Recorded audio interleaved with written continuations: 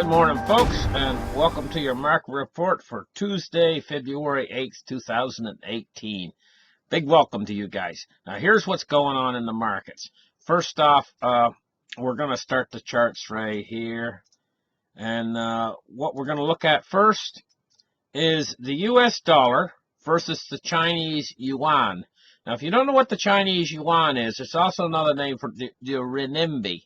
It's the Chinese fiat currency. Now, this is what's happening with it right now today. You see this drop? She's falling and falling bad today. Severe fall in the U.S. versus the Chinese renminbi. You can see the fall right here. Big time crash in the renminbi. So in other markets, we're waiting for the Dow Jones to open up here. We're still looking at the close. At the close, it was down 19.42 on February 7th at 4:49 p.m.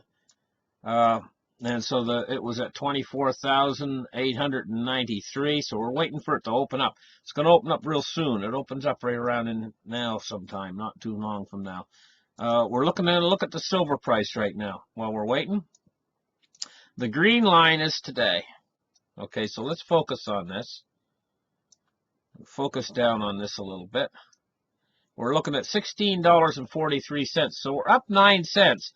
We got a nice little move upwards happening right now. It's nice to see it retracing these losses we made in the last several days. The bankers were just slamming silver, you know, and it's nice to see these few little gains that we can gain a little bit of traction and gain a little bit back, because we're at the low side right now. It's $16.40. We're below the low. The low side should be around $16.60 or $16.80. So we're way low right now. I mean, we should be up around 17 bucks, you know. So get it going on up there, boys. Get on going. So let's take a look here at the crude oil price. Crude oil price is down right now too. It should be up around 68 bucks for sweet light crude.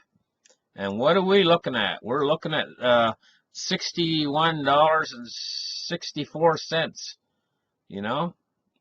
And that's not looking good, you know. That's not a real good price for crude. Crude should be up closer to 70. I mean, it's worth it. Because seriously, it costs a lot to get this stuff out of the ground now. I mean, costs are up. Everything's price is up higher. You don't go to the hardware store now and you pay more for everything that you buy. If you go to the hardware store, or if you go into your Home Depot and take a look at the prices in there, you'll be shocked. You used to be able to go in and buy a pound of screws or something for like $1.49. Now they're like $3.89 for the same screws. Everything's just going up in price.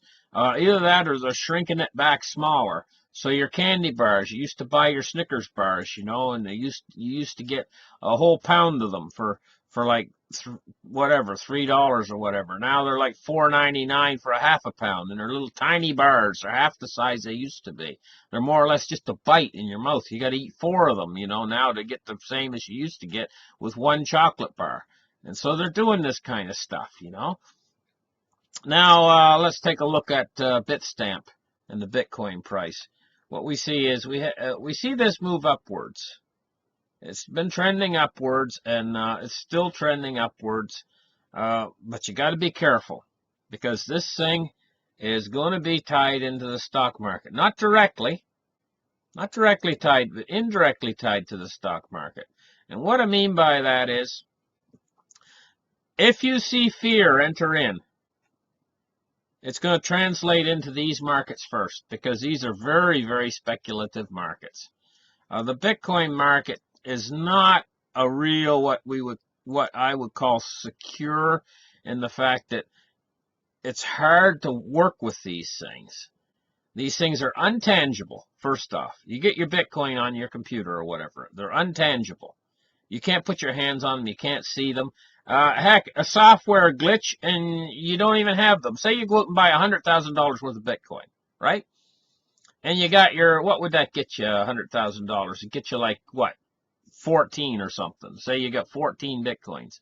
You put them on your computer. You got these 14 Bitcoins, and you're all proud of yourself and everything. And you get some sort of a software glitch on your wallet. and you can't get in your wallet. You enter in your password, and it says, beep, sorry, this password's not valid. And you're like, oh my gosh, what am I going to do? Do I need to get some sort of a software expert? And will he steal my Bitcoins if I get a software expert in? You start thinking these things, and you're saying to yourself. And so you say after a while, you get frustrated with these things. Say you want to send a couple of Bitcoins. And so you're not really used to it, and you send a couple out of your wallet. Say you want to buy something with them, right? And all of a sudden you find out that you didn't pay the right fee or whatever to transmit them across the network, and it's going to take a week. And then they're not validated and all this kind of stuff. It's just on and on and on this kind of stuff goes, because this is not something that has been really, really worked on to the point where they have it foolproof yet. They don't have any apps that are like your a killer app for cryptocurrency yet. They don't have this sort of thing yet. Everybody's working with software that malfunctions half of the time, and it's a pain in the butt, to tell you the truth, honestly. You got to be able to know how to do things like paste these long Bitcoin wallet addresses, how to copy paste them and everything. You gotta have a bit of computer technical savvy to actually work with this. It's not for your older generation. And so the people that are in it, it's still cutting edge. It has not been adopted yet by the masses. So this market, because it's a many, many multi-billion-dollar market, is all based on speculation. Entirely on speculation. The whole Bitcoin cryptocurrency industry and everything. An awful lot of these ICOs, they're just crazy, loony ideas. And people are buying into them, driving the price up on them because it's hot money coming in there. It's hot money because it's all speculative. And so when the problems hit and the world's financial system starts to turn upside down, everybody starts going into cash, and everybody starts to run back to safe havens like gold and silver, well, what's going to happen to the cryptocurrencies?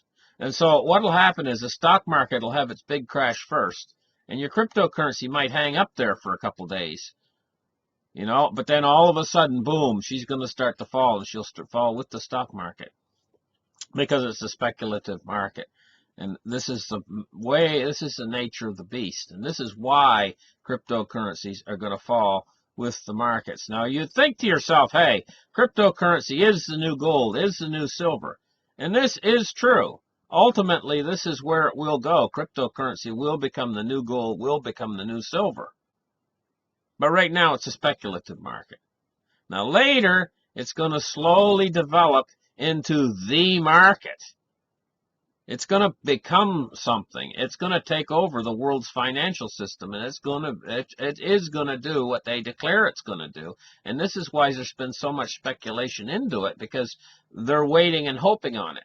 And it will get there eventually, but it's not there right now. And right now, we got a crash coming. It's imminent, and the crash is going to take this over before it can get to that point. But the crash might actually help it to get to that point, because the world's fiat monetary system is going to go down.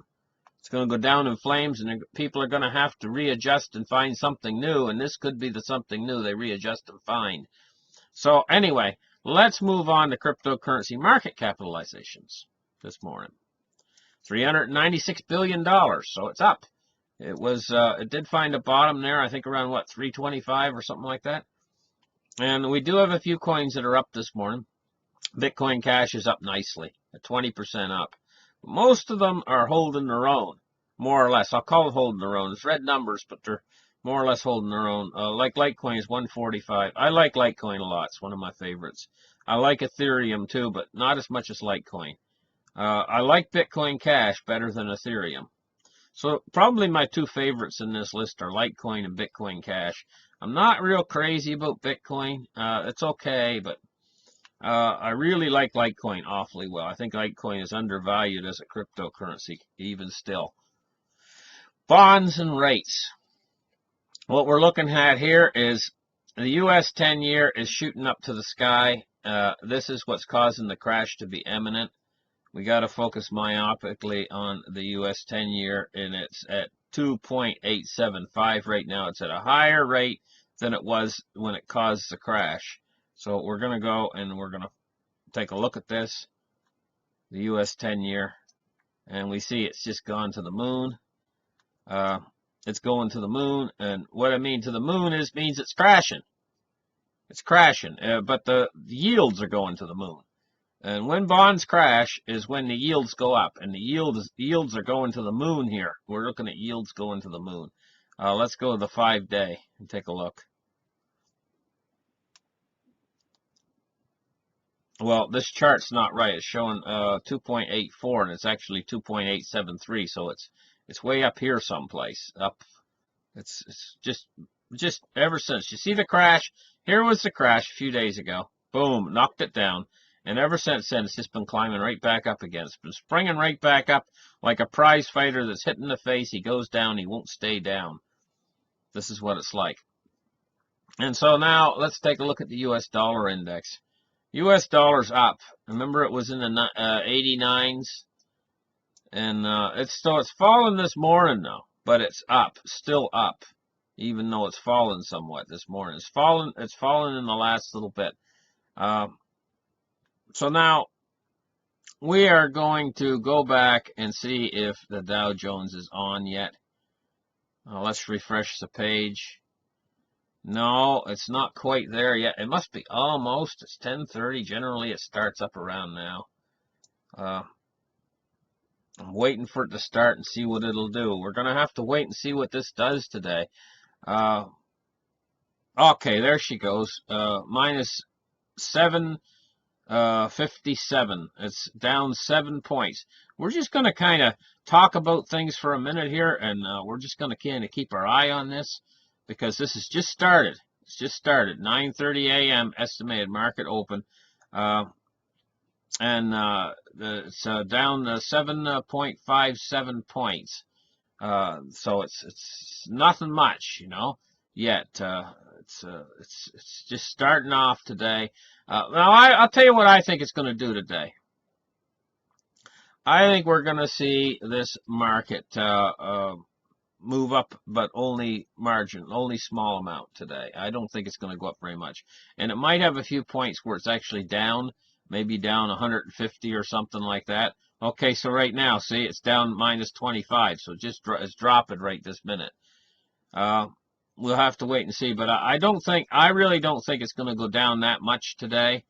I think it'll have a dipsy doodle down, maybe 150 points, and then what'll happen is it'll dipsy doodle back up above, and it'll be like I don't know, maybe up to 100. And probably going to end at the close, probably up about 100. But I'm just guessing because right now we got the pressure on it from the bond market that could cause a collapse.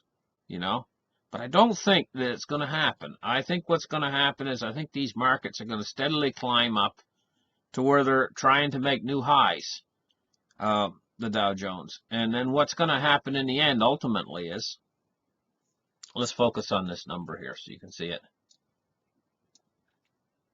Because when it gets ready to move here. Okay, so I think what's actually going to happen in the end ultimately is she's going to meander up for the next little while the bond rate continues to climb. And I think the next big thing is going to happen when the bond rate goes over 3%. Now, how long is that going to take for the bond rate to get up to 3%? I think the bond rate could actually have a few little falls in it, and it might take quite a little while. Now, you got to understand, on the 20th of March, the Fed's coming in with another rate hike, 25 basis points. And the reason why they're going to do that is because I think the markets are stabilizing. And these stabilization of the markets is going to allow them to come in and do another interest rate hike on March 20th. And then after that interest rate hike, I don't think much is going to happen until the end of March when they increase the bond sell-off by 10 more billion. They're going to raise it from, I think it's right now, it's 22 billion. Oh, she's down 53 points now. They're going to raise it from 22 billion up to probably 32 billion. The end of March. That's going to do it. That's going to push the economy over the edge, I think. And this is why I'm predicting in April the big crash. I think the big crash is coming in April because I think the stock market too then will be setting new highs. I think cryptocurrency, I don't think it'll be setting new highs, but I think it'll be right up there again. Probably, I don't know, maybe double the price it is now. Man, you better get rid of it because everything's gonna get crushed. So listen, thank you guys for listening. Like and subscribe, and we'll catch you in the next video. Bye.